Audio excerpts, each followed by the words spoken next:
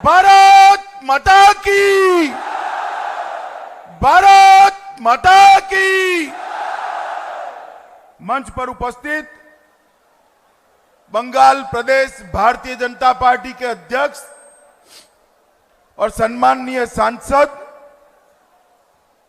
हमारे दिलीप जी, भारतीय जनता पार्टी के राष्ट्रीय महासचिव और जिन्होंने बंगाल के अंदर इस परिवर्तन को लाने में बड़ी महत्वपूर्ण भूमिका निभाई है, ऐसे श्रीमान कैलाश विजयवर्गीय जी, मंच पर उपस्थित शिव प्रकाश जी, अरविंद मेनन जी, किशोर बनमन जी, राहुल सिन्हा जी, मुकुल रॉय जी, देवश्री जी, बाबुल सुप्रियो जी, हमारे सांसद और एक विद्वान लेखक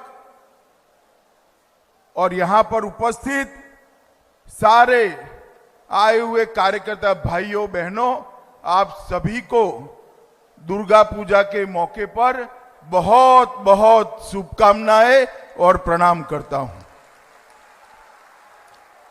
आज मैं जब यहां पर आया हूं, सबसे पहले ये नवरात्र के अंदर दुर्गा पूजा के मौके पर समस्त बंगाल की जनता को दो हाथ जोड़कर दुर्गा पूजा की शुभकामनाएं और प्रणाम करता हूं। मित्रों, आज जब मैं यहां आया हूं, देश के अंदर दूसरी बार प्रधानमंत्री जी के नेतृत्व में जो सरकार बनी, नरेंद्र मोदी जी के नेतृत्व में जो सरकार बनी, भारतीय जनता पार्टी पहली बार 300 सीटों का आंकड़ा पार कर पाई। इसमें सबसे बड़ा योगदान अगर किसी का है तो महान पश्चिम बंगाल की जनता का है। मैं उसको सत सत प्रणाम कर कर धन्यवाद करना चाहता हूं। पश्चिम बंगाल के अंदर पश्चिम बंगाल की जनता अगर परिवर्तन न करती तो ये 300 सीट पार करने का लक्ष्य शायद भारतीय जनता पार्टी प्राप्त नहीं कर सकती। और मैं आपको भरोसा दिलाना चाहता हूं कि बंगाल की जनता ने 18 सीटें जिताकर एक परिवर्तन चाहिए, इसकी जो इच्छा व्यक्त करी है, अगले चुनाव में नरेंद्र मोदी जी के नेतृत्व में बंगाल में भी निश्चित रूप से भारतीय जनता पार्टी की सरकार बनने जा रही है। मित्रों, आज राजनीतिक स्थिति देखिए कि हम 2014 में 2 सीटें प्राप्त करे थे, आज 18 सीटें प्राप्त करे हैं। ये भाई, बैठ जाओ, अब बैठ जाओ, तुम अव्यवस्था ज्यादा कर रहे हो। 2 सीटें प्राप्त करे थे, आज 18 सीटें प्राप्त करे हैं। पूरा बंगाल भाजपामय बन गया है। 40% वोट भारतीय जनता पार्टी को मिले हैं। लगभग 2.5 करोड़ बंगाली जनता ने भारतीय जनता पार्टी के कमल निशान पर वोट देकर मोदी जी का समर्थन किया है। मित्रों, आज मैं आपको कहना चाहता हूं, ये सब होने के बाद भी हमारे कार्यकर्ताओं पर संतरास का आघात समाप्त नहीं हुआ है। विगत 4 महीनों के अंदर भी हमारे 30 कार्यकर्ता शहीद हो गए हैं। 30 कार्यकर्ताओं को मौत के घाट उतारा है। मैं आप सबको इतना ही आश्वासन देना चाहता हूं, हमारे कार्यकारी अध्यक्ष नड्डा जी अभी उनका तर्पण करने गए हैं, मैं कर गए हैं। मैं आपको विश्वास दिलाना चाहता हूं कि आने वाले चुनाव में हमारे कार्यकर्ता का लहू जो बहा है वो रंग लाएगा और यहां पर पूर्ण बहुमत की भारतीय जनता पार्टी की सरकार बनने के लिए हर कार्यकर्ता कटिबद्ध होगा। मित्रों, आज जब मैं यहां आया हूं पूरे देश में जहां जहां जाता हूं, मोदी जी ने जो धारा 370 को निरस्त किया, इसके लिए जनता सर्वदूर मोदी जी का अभिनंदन कर रही है। और ये तो बंगाल की भूमि है।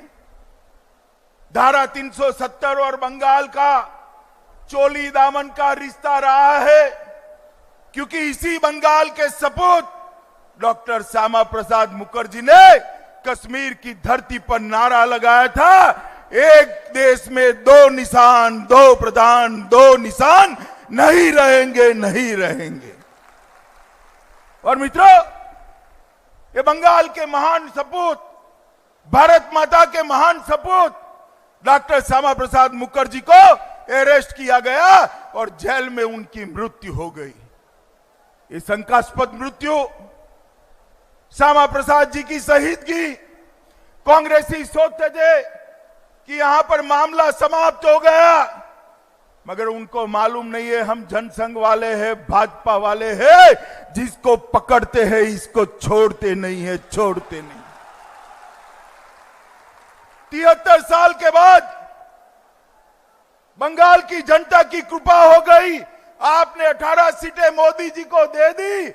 मोदी जी ने पहले ही सत्र में एक झटके में धारा 370 और 35 से उखाड़ कर फेंकने का काम किया।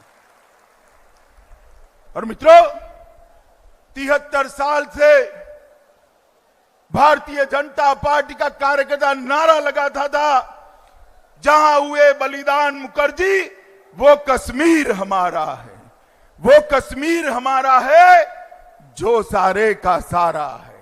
आज मोदी जी ने वो नारे को वास्तविकता में बदलकर कश्मीर को देश का अभिन्न अंग बना दिया। मित्रों, श्यामा प्रसाद जी के स्मृति में मैं फिर से एक बार जोर से नारा लगाऊंगा। मेरा आप सबसे अनुरोध है, श्यामा प्रसाद जी की आत्मा जहीं पर हो वहां पहुंचे, इतने ऊंचे स्वर से मेरे साथ बोलिए, जहां हुए बलिदान मुखर्जी, जहां हुए बलिदान मुखर्जी, जो कश्मीर हमारा है, जो कश्मीर हमारा है। और मित्रों, आज यहां चल रहा है कि भारतीय जनता पार्टी बाहरी पार्टी है। भारतीय जनता पार्टी का बंगाल से क्या लेन देन? अरे, जो लोग बोलते हैं उनको मैं संदेश देना चाहता हूं, ममता दी, आपने इतिहास नहीं पढ़ा है। आजादी के वक्त जब ये पूरा का पूरा बंगाल पाकिस्तान के अंदर जाने वाला था, अभी के बांग्लादेश में जाने वाला था, हमारे ही नेता थे श्यामा प्रसाद मुखर्जी, जिन्होंने बंगाल के लिए आंदोलन किया था और बंग भंग कराकर पश्चिम बंगाल की रचना की थी। और अगर आज हम भारत का हिस्सा है, ये कलकत्ता नगरी भारत का हिस्सा है, पश्चिम बंगाल भारत का हिस्सा है, तो हमारे श्यामा प्रसाद मुखर्जी के वो आंदोलन का परिणाम है।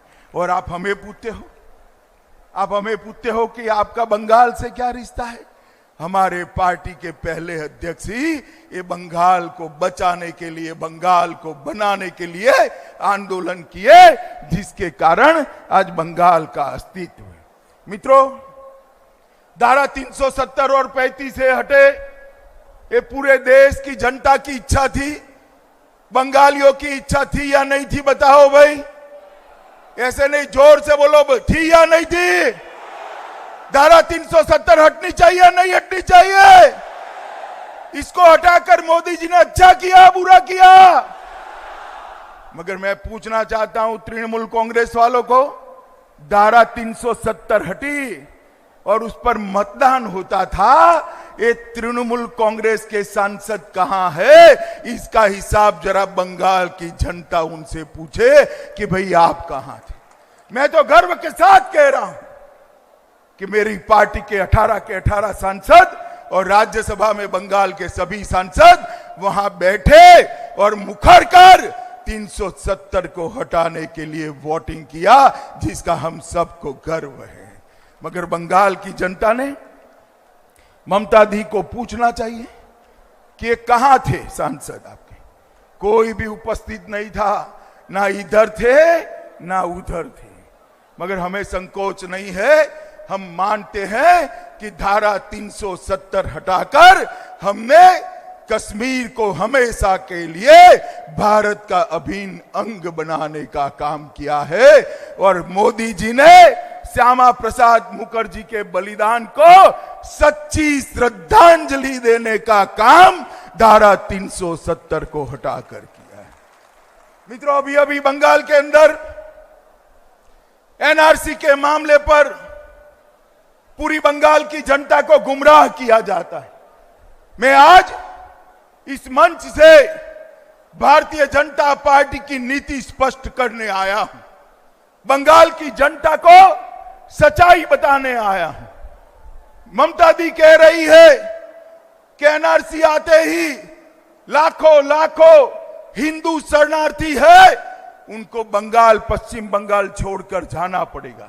मित्रों, इससे बड़ा कोई झूठ नहीं हो सकता, इससे बड़ी कोई झूठी बात नहीं हो।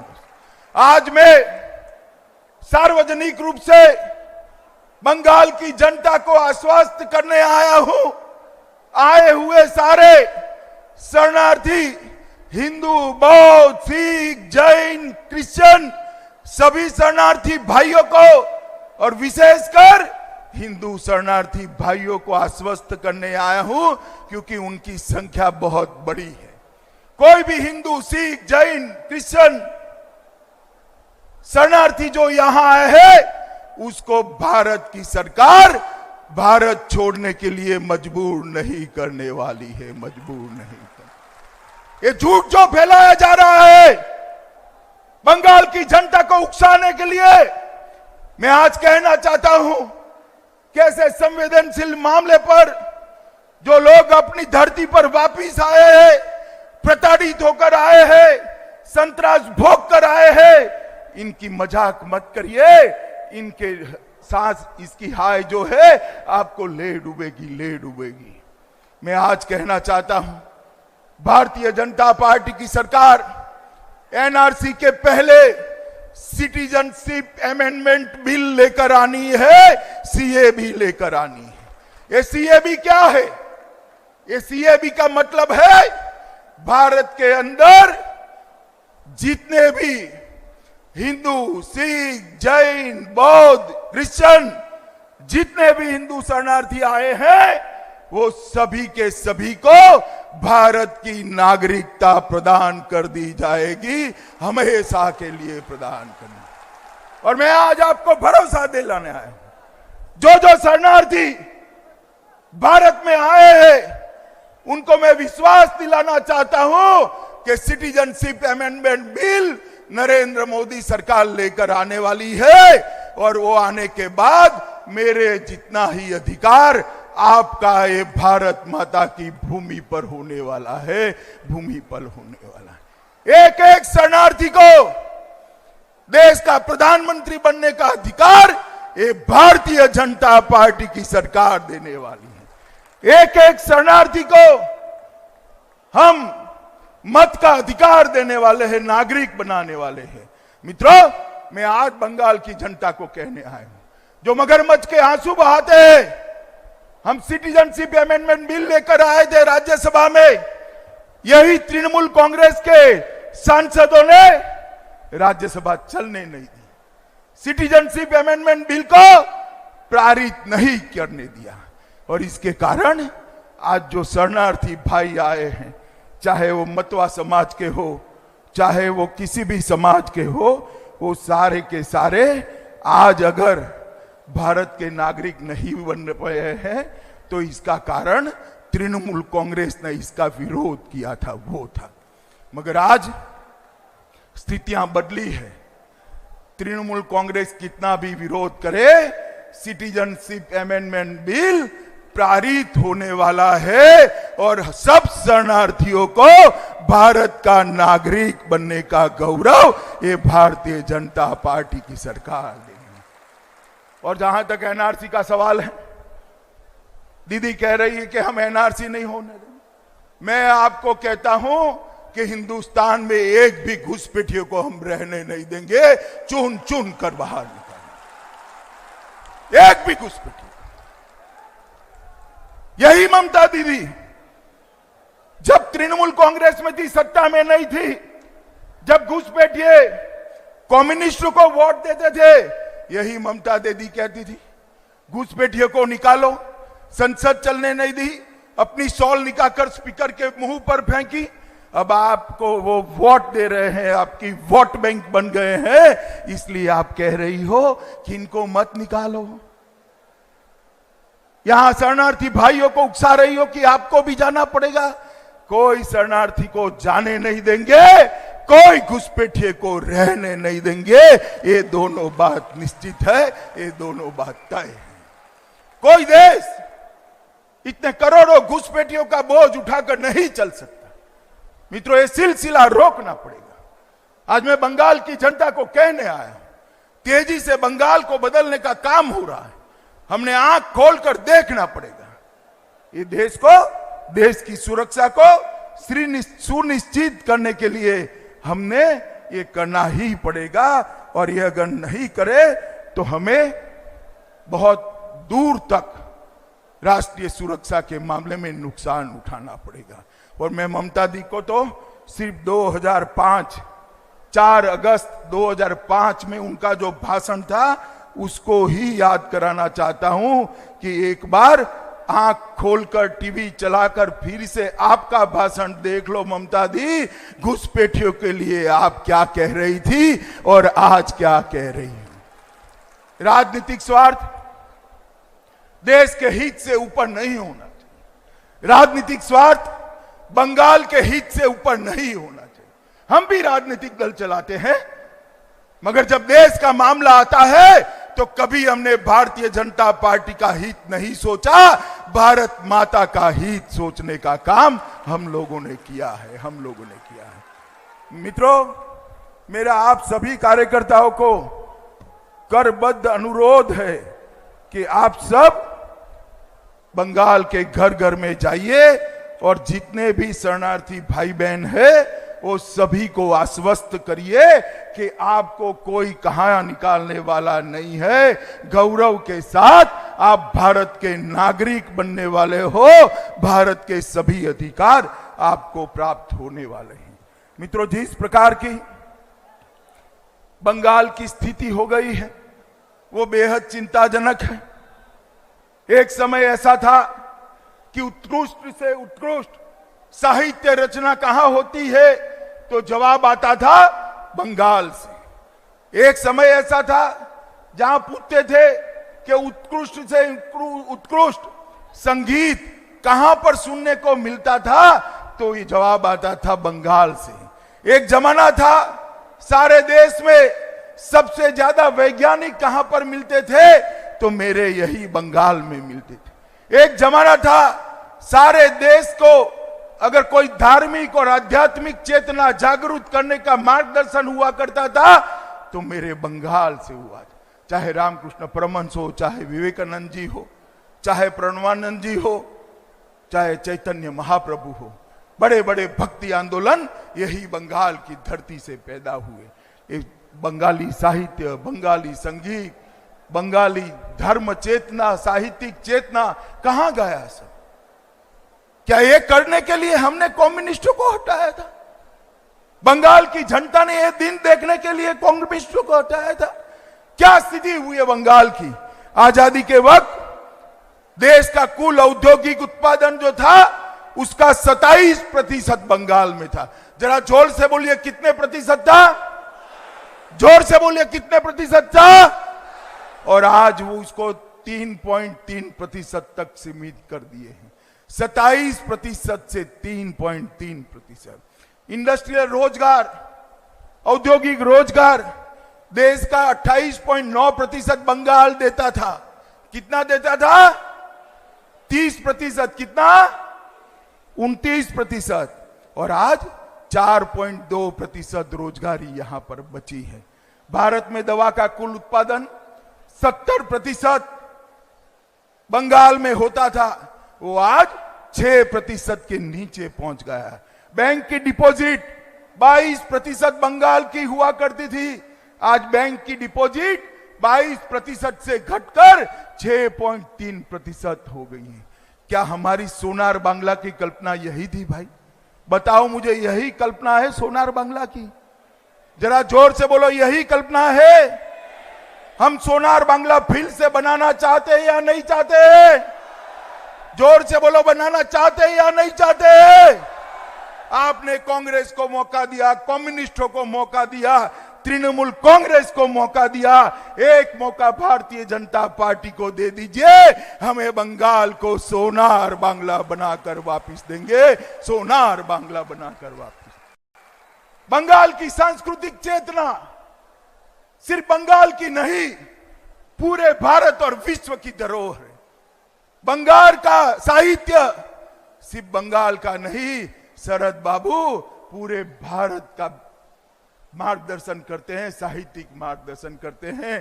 टैगोर सिर्फ बंगाल के नहीं है, पूरी दुनिया टैगोर से प्रेरणा लेती है। मित्रों, वो बंगाल वापिस लाना है तो ये नहीं करते, ये नहीं कर सकते हैं। यहां भारतीय जनता पार्टी का शासन लाना पड़ेगा।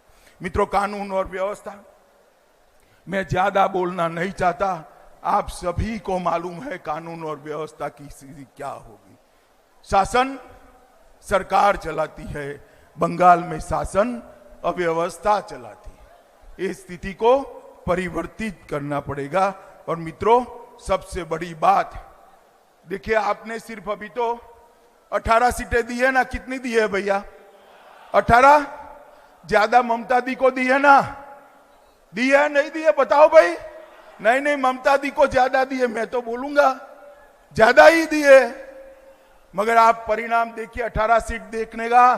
पहले दुर्गा पूजा में मूर्ति विसर्जन पर कोर्ट में जाना पड़ता था, इस बार मैं धड़ल्ले लेके साथ आज दुर्गा पूजा में आरती करने आया हूं।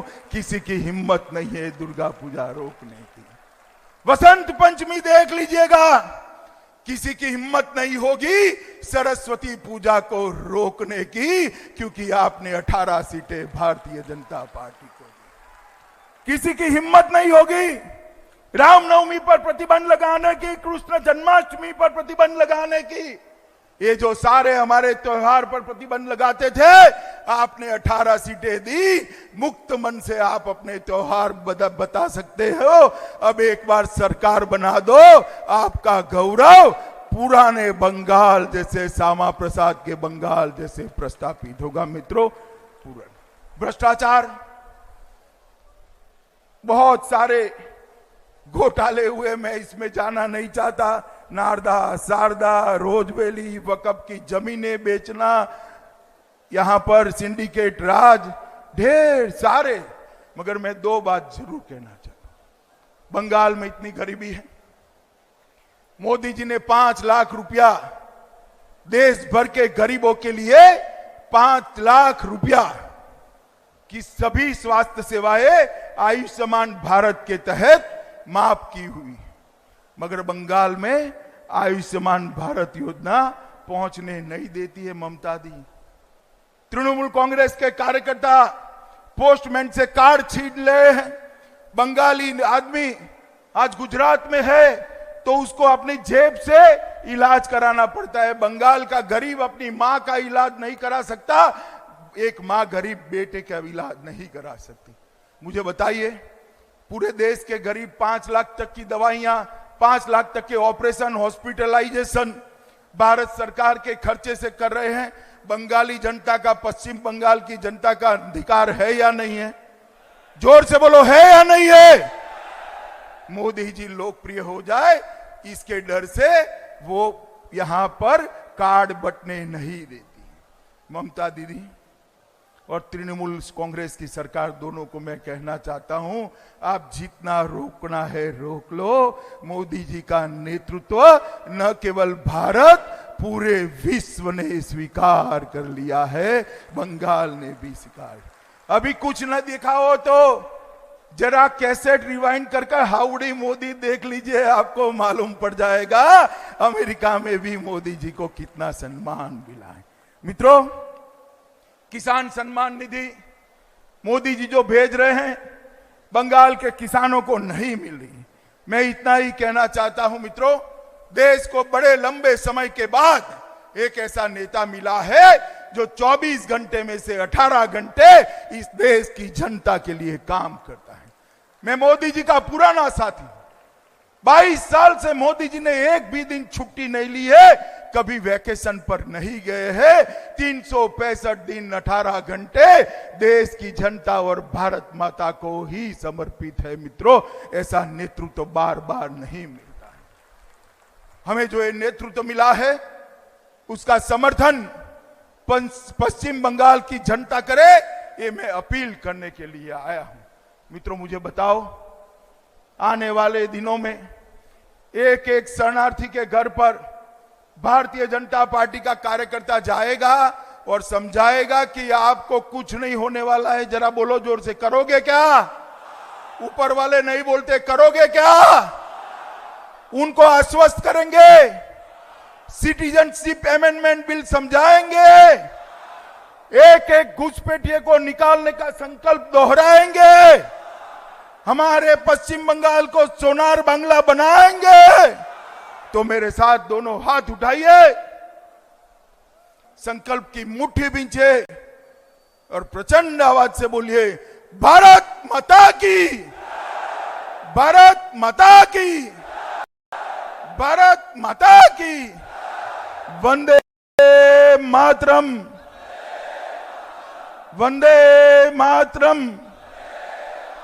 फिर से एक बार पूरे पश्चिम बंगाल की जनता को दुर्गा पूजा की बहुत बहुत बधाई और शुभकामनाएं देकर मेरी बात को समाप्त करता हूं। वंदे मातरम।